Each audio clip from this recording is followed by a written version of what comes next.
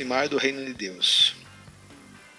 Se é através do próprio esforço, do próprio desempenho, investindo tempo, esforço, a questão da obra, né, caridade, reza, ajuda ao próximo, etc. Os princípios cristãos, a fim de galgar um resultado positivo. Oposto a isso, nós temos a graça, que é o sistema onde o fiel alcança o favorecimento de Deus, simplesmente como uma recompensa dada, entregue, sem esforço ou pela inexistência de algum esforço capaz de pagar a bondade de Deus. Ou seja, o prêmio do amor por Deus é tão grande que é somente pela graça de Jesus que nos é dado, né? O nosso mérito não consegue transpor ou atrair a graça de Jesus. A graça de Jesus é muito mais ampla e supre essa necessidade nossa do amor a Deus. Nós não temos capacidade de agradar a Deus pelo nosso próprio esforço, pela nossa capacidade. Pelo que eu pesquisei, essa questão, ela às vezes é um pouco dividida, mas a questão da graça ela é muito mais aceita entre os cristãos. Tá, então eu tentei fazer um paralelo entre essa questão do amor por Deus, se o reino de Deus nos é dado como uma graça, como uma misericórdia do Senhor Supremo, ou não. Na verdade, nós temos que trabalhar, nos esforçar, então pelo nosso mérito é que nós recebemos o amor a Deus. Na verdade, eu tentei fazer uma comparação com essa questão no Vaishnavismo, especialmente na Bhagavad Gita, mas eu vejo que na verdade elas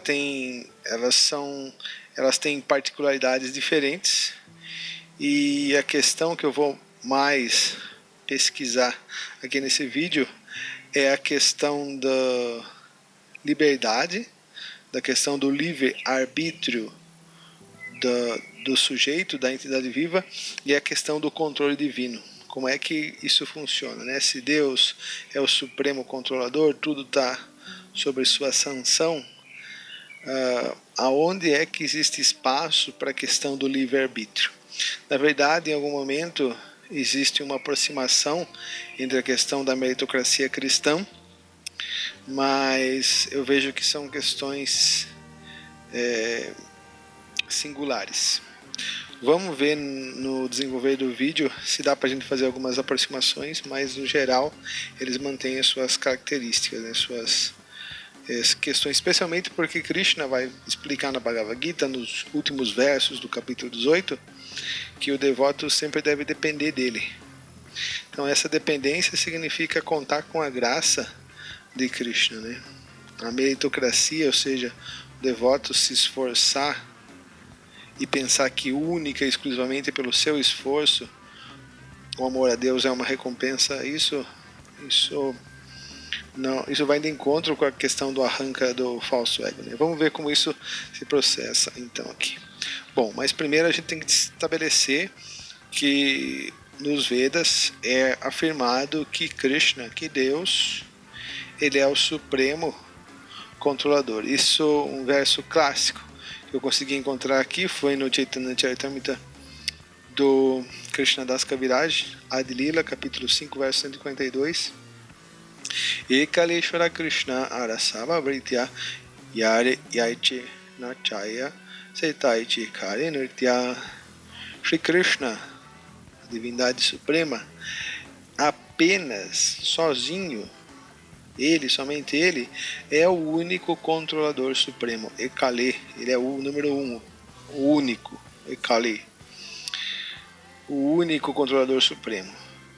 Todos os demais são seus servos. Brahma, Shiva, Indra, Chandra,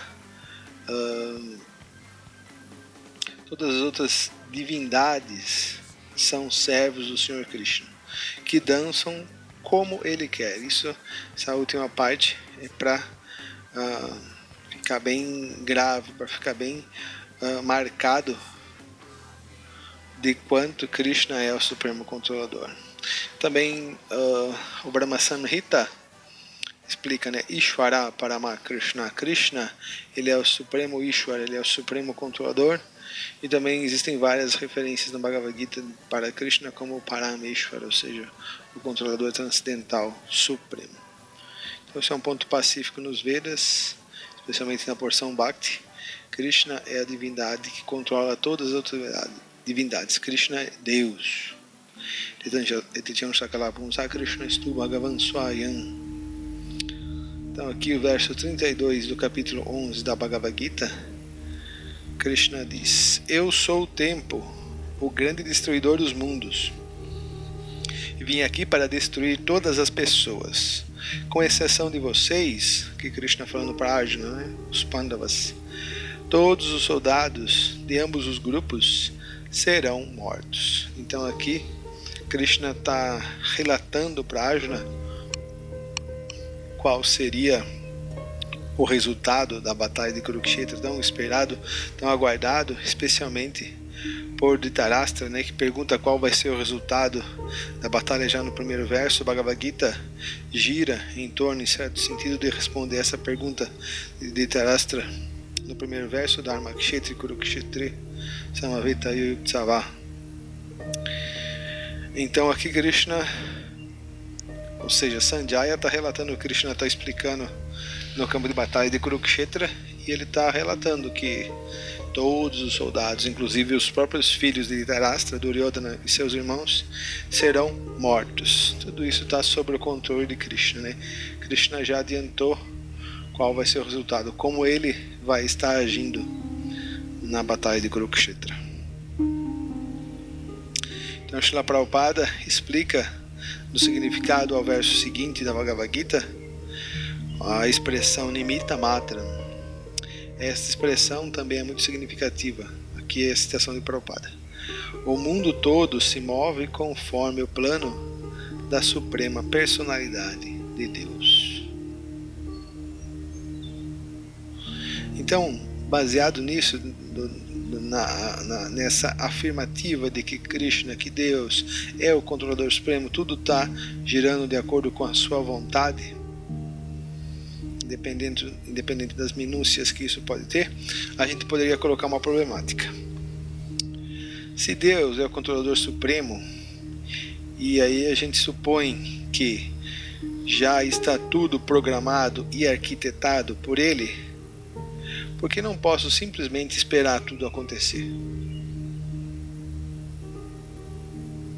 Então a gente está com essa dúvida, aqui eu estou refletindo, estou quebrando a cabeça para entender isso. Então, se Deus é o supremo controlador, onde é que fica o nosso livre-arbítrio? Então, um dos pontos centrais dessa videoaula vai ser essa questão, livre-arbítrio versus controle supremo de Deus. Se tudo já está programado e arquitetado por Ele, por que não posso simplesmente esperar tudo acontecer? Por que eu não posso ficar que nem o baiano, lá na cama, relaxado? Krishna é o supremo controlador, Krishna está fazendo tudo, então vou esperar ele agir, vou ficar aqui deitado na rede, tomando água de coco. Já que ele é o supremo controlador, já que ele está fazendo tudo, deixa ele quebrar a cabeça, deixa ele ralar, eu vou ficar aqui na rede, já que ele vai fazer tudo mesmo.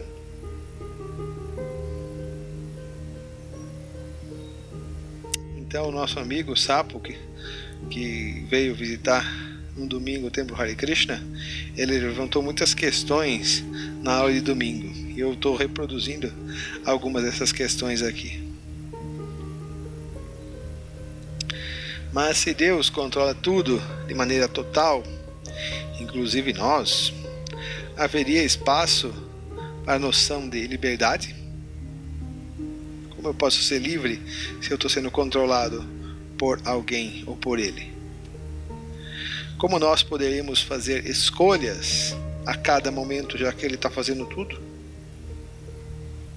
E, principalmente, aqueles que querem conhecer Deus, por que existiria um método de ascese mística ou elevação? Por que existe o processo de religião, entendido como o processo mecânico do yoga ou de um sadhana, que é a disciplina, a prática diária que envolve esforço, praxis, prática e disciplina diária que depende basicamente do esforço do indivíduo. Ou seja, se Krishna já está fazendo tudo, por que eu preciso me submeter a um processo de purificação que envolve disciplina, que envolve muitas etapas das nossas escolhas e do nosso esforço? Que eu teria que me submeter a um processo rigoroso de purificação, de religião, de disciplina e purificação, já que ele faz tudo. Se essencialmente nossas próprias ações nos conduziriam a um céu ou um inferno, tá? Então, já que depende de mim me esforçar para ir para o céu, ou então a minha total negligência me levaria a um inferno suposto, então qual a necessidade de depender de Deus e o exercimento de seu controle sobre as coisas? Então, se Ele controla tudo, por que vai existir a questão da moral? A questão de eu me ocupar em atividades e essas minhas atividades me degradariam ou me elevariam, já que Ele é o Supremo Controlador. Então esse nosso amigo Visitante Domingo colocou essas questões no festival e está todo mundo tremendo na base.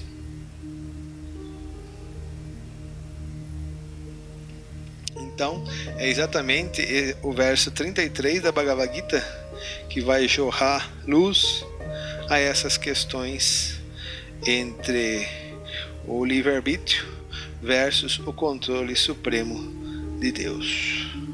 Então o verso 33 do capítulo 11 fala: Tasmatvam murtistayashola bhasva jitva shatrum bhunksha rajan sanriram mayai vaite nihatta puram eva nimittamatram bhava savya sachin. Na tradução desse verso, o Srila Prabhupada é a seguinte: portanto, Arjuna, levante-se, prepare-se para lutar e conquistar a glória. Vença seus inimigos e desfrute um reino próspero. Por meu arranjo, Krishna, eles já estão mortos. E você, ó Savyasati, é apenas um instrumento na luta. Então essa questão de livre-arbítrio versus o controle de Deus, ele vai ficar muito bem equilibrado, ele vai ficar muito bem balanceado com suas devidas proporções, como Krishna mesmo explica nesse verso. Anteriormente, Krishna tinha falado para Arjuna que esses guerreiros poderosíssimos, invencíveis, tais como Bhishma, Drona, Karna, eles já tinham sido mortos por ele. Bom, então já que Krishna matou, então Arjuna podia ficar na rede tomando água de coco? Não. Então essa última parte, Nimittamatram Bhava Savya Sachin, ela precisa ser compreendida com muita ponderação, com muito entendimento. E esse entendimento já está sendo dado pelo próprio Krishna, mas ele vem com spotlights, ele vem com luzes, com foco de luzes dados pelos acharyas, como Vishnu Chakravarti Thakura, como Bhaktivinoda Thakura e o nosso querido A.C. Bhaktivedanta Swami Srila Prabhupada. Então é justamente nesse verso 33 do capítulo 11 que se encontra uma solução para tal dilema: o livre-arbítrio versus o controle divino. Ou será que o amor por Deus ele vem pelo nosso mérito, pelo nosso controle, pelo nosso esforço, ou simplesmente ele é dado, ele é uma graça da divindade? Então o Buridjana Prabhu, que é um dos grandes professores da instituição ISKCON, Movimento Hare Krishna, do Vrindavan Institute for Higher Education, em seu livro Surrender to Me, que é um comentário dele ao Bhagavad Gita, ele explica a palavra Savyasati, que é o nome que Arjuna recebe nesse verso 33, recebe de Krishna esse nome. Ele explica que Savyasati também significa aquele que pode lutar ambidestramente. Ou seja, Savyasati, ele é um lutador, ele é um arqueiro, ele é um guerreiro muito perito. Grosso modo, Savyasati é isso, né? Um guerreiro, um atirador de flechas que é muito perito. Aí o Burijana está esmiuçando ainda que é aquele que pode lutar ambidestramente com as duas mãos, esquerda ou direita. Então Arjuna era tão qualificado que ele podia lutar com as duas mãos. Então esse é um ponto muito importante. Deixa eu fazer um pequeno comentário, porque alguém pode pensar que uma pessoa que se rende a Deus, ela é um fracassado socialmente. Ela não conseguiu se desenvolver, ela não conseguiu sucesso no mundo material, em uma carreira profissional, em uma família, por isso ela vai se refugiar, por isso ela vai se esconder embaixo dos confortos de uma instituição religiosa. Muitas vezes a instituição religiosa nem é tão rica, nem é tão opulenta para amparar tal indivíduo. Mas a pessoa, o religioso autêntico, o espiritualista de verdade, o devoto de Deus, ele tem essa característica, é uma pessoa muito capaz. Um grande exemplo que a gente pode pegar, além do próprio Srila Prabhupada, né, que foi chefe de família, que foi um farmacêutico, ele tinha graduação, etc. O próprio Bhaktivinoda Thakur, ele era uma pessoa muito qualificada. Ele era uma pessoa qualificada a ponto de ser um juiz de direito de total confiança do governo britânico, né? Na época, século XIX, começo do século XX, a Índia estava sob o jugo, ela era colônia britânica, então Bhaktivinoda Thakur era um juiz de direito e ele era de total confiança, de total admiração dos responsáveis ingleses. Então é uma pessoa desse nível que se rende, que depende totalmente de Krishna, que se entrega a Krishna. Então Krishna, portanto, está encorajando Arjuna a usar todas as suas habilidades para lutar. Entretanto, ou seja, Arjuna era extremamente competente, Arjuna era um grande guerreiro, tão grande que chegou a empatar em uma luta com Mahadeva, com o Sr. Shiva, e o Sr. Shiva ficou satisfeito, deu para ele a arma Pashu, ou Pashupata Astra. Então Arjuna era um guerreiro poderosíssimo, um dos maiores da sua época. Quando ele não queria lutar no início da Bhagavad Gita, não é porque ele era fraco ou ele era inapto, mas era por compaixão aos outros guerreiros. Então aqui Krishna está falando: Arjuna, use toda a sua habilidade, se esforce. Entretanto, ao lutar ou agir, deve ser desprovido de orgulho. Esse é um ponto-chave. Aqui está a essência da compreensão e da ação correta. Ao lutar ou agir, deve ser desprovido de orgulho, ahankara. O que é esse orgulho? O que é esse ahankara? Esse ahankara é conhecido como falso autor ou falso orgulho, falso ego, como Prabhupada traduz. Então, o ego é o nosso verdadeiro ego. Nosso verdadeiro ego é eu sou um servo eterno de Krishna. Divira Swarupahai Krishnera Nityadasa, como explicou Chaitanya Mahaprabhu. Isso é o que eu sou. Esse é o meu verdadeiro ego. Porém, o nosso ego, ele se encobre no mundo material pela Prakriti, por Maya. Nós nos identificamos com o corpo e com suas designações. Eu sou homem, sou mulher, sou judeu, sou muçulmano, sou hindu, sou brasileiro, sou americano, sou negro, branco, homossexual, heterossexual. Então isso é um produto do ahankara, do falso ego, da identificação corpórea. E esse ahankara produz a noção de que eu sou muito especial, eu sou muito bom, os outros não são tão bons como eu. E tudo que eu vou fazer para me beneficiar. Ou seja, o egoísmo. Então Krishna está pedindo para Arjuna lutar desprovido desse orgulho, agir desprovido do desejo de se assenhorear dos resultados, da glória, da fortuna, de todas essas coisas materiais. Ele está pedindo para Arjuna renunciar, descartar tudo isso. Por quê? Purva Eva, por arranjo anterior, ou seja, alguém já tinha feito. Quem? O próprio Krishna. Não por causa das habilidades de Arjuna, mas os guerreiros já estão mortos. Então Arjuna ia se ocupar na batalha. Arjuna é extremamente capacitado para se ocupar na batalha, mas é por misericórdia de Krishna que o sucesso ou o fracasso nas atividades da vida, do mundo, são dadas. A nossa parte cabe, com muito esforço, com muita destreza, com muita compenetração, com todo o empenho, se entregar à atividade. Nossa parte é lutar, a nossa parte é agir, a nossa parte é participar das atividades do mundo, mas sem falso orgulho, sem o arrancar, sem o desejo de querer tirar proveito, recompensa, sucesso do resultado dessas atividades, das nossas atividades no mundo, e sem ficar deprimido, sem ficar magoado, sem se identificar quando o fracasso vem. Por quê? Sucesso, fracasso, isso vem por arranjo anterior, ou seja, isso vem pelo arranjo, pelas ações, pelo controle do Senhor Krishna.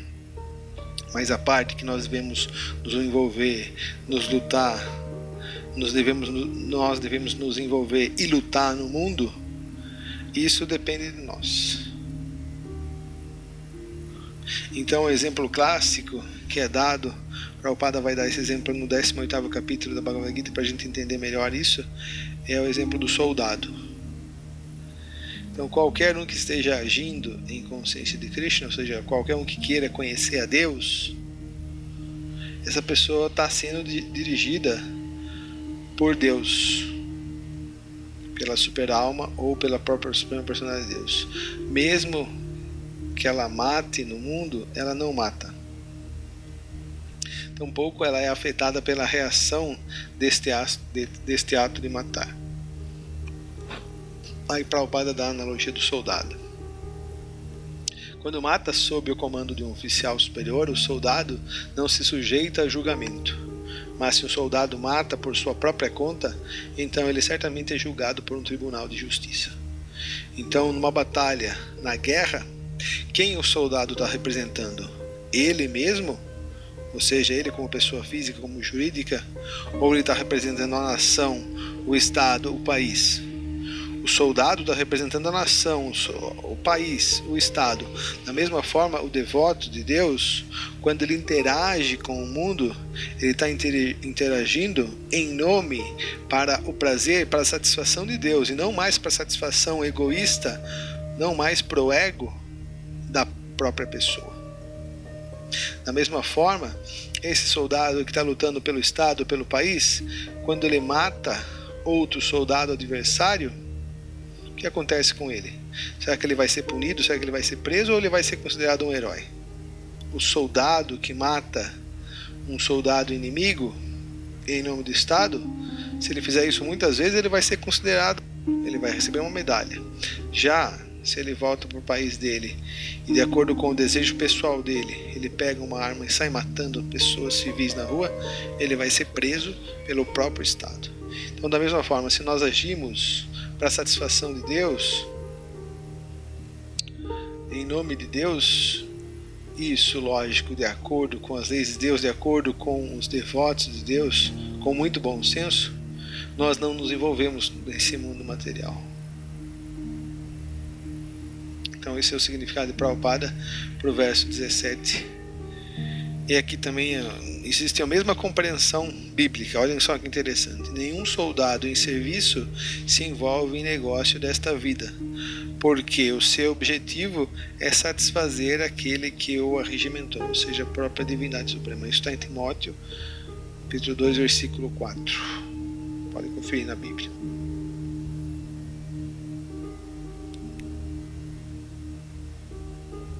Como a alma é diminuta em tamanho, sua independência ou liberdade também o é. e se divide em duas partes, certo? A alma é conhecida como Tadasta Shakti. Então ela é pequenininha, Anutiti, ela é uma partícula. Então a sua independência ela é dividida entre a conexão com a energia espiritual ou a energia material.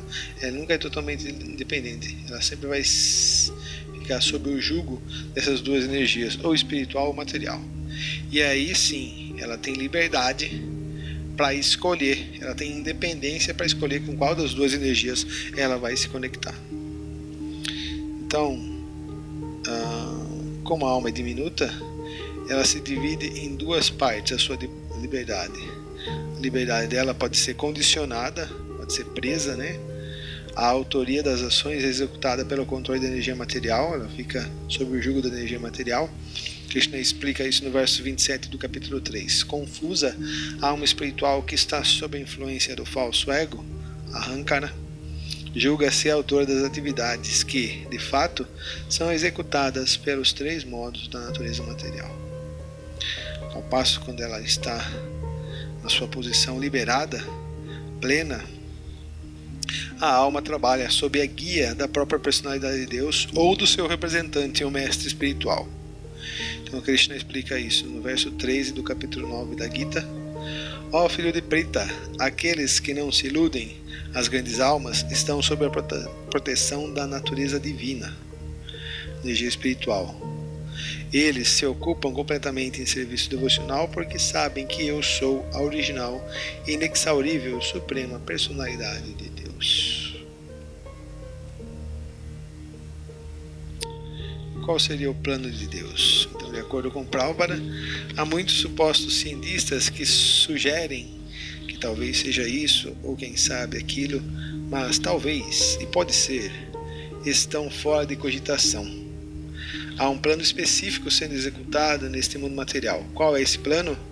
Esta manifestação cósmica é uma oportunidade para as almas condicionadas, nós, retornarem ao Supremo, retornarem ao lar, o verdadeiro lar, eterno lar. Enquanto tiverem a mentalidade dominadora, que faz com que tentem assenhorear-se, seu dono, seu chefe, desfrutar, ser Deus aqui, na natureza material, elas estarão condicionadas. Mas qualquer um que possa compreender o plano do Senhor Supremo e cultivar a consciência de Krishna é muito inteligente. Então esse é o significado, uma parte dele, para o nosso verso 33, desse capítulo 11, que foi trabalhado extensivamente nessa videoaula. Então, qual a conclusão que nós chegamos? Entre liberdade e controle supremo, devemos agir no cumprimento de nossos deveres com o sentimento de que estes dependem de nós, ou seja, dependem do nosso esforço. Epa, mas esse esforço, achar que eu sou a causa da ação, isso não é Ahankara, isso não é falso ego? É. Mas ele deve agir como se dependesse de nós. Devemos fazer o melhor, com capricho, com zelo, fazendo tudo com muito zelo e esforço, no sentido de que tal ação é uma oferenda a Deus. Como a gente vai oferecer uma coisa ruim, meia boca, para Krishna? Então a gente tem que fazer o melhor. Por quê? Porque é para a satisfação de Krishna. A gente não está agindo mais para nós, para o nosso benefício, para o nosso egoísmo. Nós estamos agindo para Krishna. Essa é a mentalidade de alguém que está trilhando o caminho de volta ao lar, de volta ao Supremo. Porém, tais ações devem estar livres da identificação e esperança por algum resultado, recompensa, que me dá bem. Livre de expectativas por recompensa ou sucesso, livre da lamentação em caso de um consequente fracasso ou orgulho excessivo por eventual sucesso. Entendendo a conexão e o controle de Deus com tudo, encarando como os desígnios dele e a natureza incomensurável de seus planos. Tal autor consciente de Deus, consciente de Krishna, permanece sempre satisfeito, livre das dualidades, sofrimento e felicidade, apego, aversão, e nessa consciência ele está em yoga constante. Srila Prabhupada aqui. Então nós terminamos aqui mais uma videoaula sobre a questão da liberdade e controle supremo, livre-arbítrio e controle supremo, independência e controle supremo, e a questão da meritocracia religiosa. Então, de acordo com o Gaudiya Vaishnavismo também, nós conseguimos o amor puro por Deus, grande parte por misericórdia sem causa de Deus. Mas essa misericórdia sem causa vem para a maioria esmagadora de nós, através do esforço, da concentração, da ocupação por muitos e muitos anos, ou às vezes até vidas, no sadhana.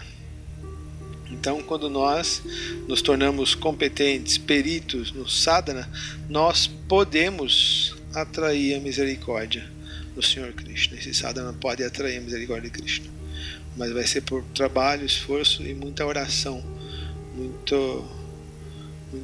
por muito implorarmos, por desejarmos ardentemente que Krishna nos entregue o amor por Deus. Mas achar que o sadhana, porque eu sou perito em sadhana, porque eu sou um perito moral em atividades, achar que isso vai, e por causa disso Krishna é obrigado a nos dar amor por ele, isso é uma ilusão. A gente se ocupa no sadhana e se torna perito em sadhana, mas isso é uma pontinha pequena. Krishna pode dar ou não pode dar amor por nós. Por isso a gente tem que chorar, implorar e pedir muito a misericórdia dos devotos do Senhor Krishna. Quem sabe Radharani se apieda e nos dá essa maior de todas as joias, o maior de todos os tesouros, que é Krishna Prema Bhakti, amor puro por Deus. Tá bom? Vou terminar por aqui. Se alguém tiver alguma pergunta, comentário, deixa abaixo. Por favor, deixem um like, compartilhem o vídeo, ajudem a propagar esse conhecimento que é tão importante, tão benéfico para as almas condicionadas em Kali Yuga. Muito obrigado pela atenção de vocês. Tenham uma boa tarde, uma boa noite, um bom dia. Hare Krishna e tchau!